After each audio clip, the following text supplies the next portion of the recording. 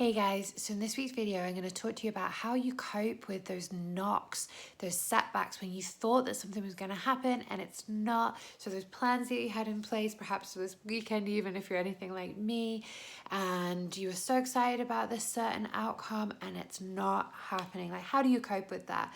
Well, one of the key ways that you can cope with that is by tapping into what Suzanne Jeffers talks about in her book, Feel the Fear and Do It Anyway. And that is security is not having things, it's handling things. Because when we trust ourselves to be able to make the best of whatever it is that we're faced with. So for example, if we trust in our external circumstances, we trust that in the past we've experienced that even those things that we thought were happening and it was a terrible thing, or even the things that we thought were happening for the best, that isn't necessarily what that's led to. I can think of times in my life that I have thought have been the worst, and they have led to some of the best outcomes in my life. So as Jay Shetty would say, don't judge the moment.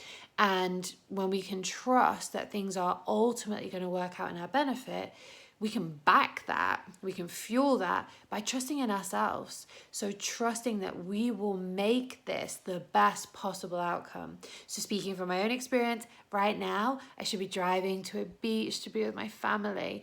But I'm in Rotherham now, I love Rotherham. But I would, like given the choice, I would rather be there.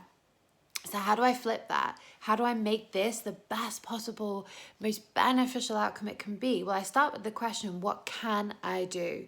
Because of course there's so much that I can't control right now, but what I can control and where I can take that sense of agency, where I can really set myself up so that I can make this the best it can be, is by switching it around, is by accepting exactly what's happening and asking myself, okay, so how do I make the most of this time on my own? How do I make the most of this weekend?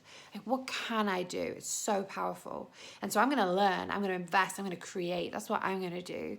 But what about you? So what is it that's happening right now that's completely knocked you? That actually, if you switch it and you actually think, what can I do? And then trust yourself to get that most beneficial outcome out of it.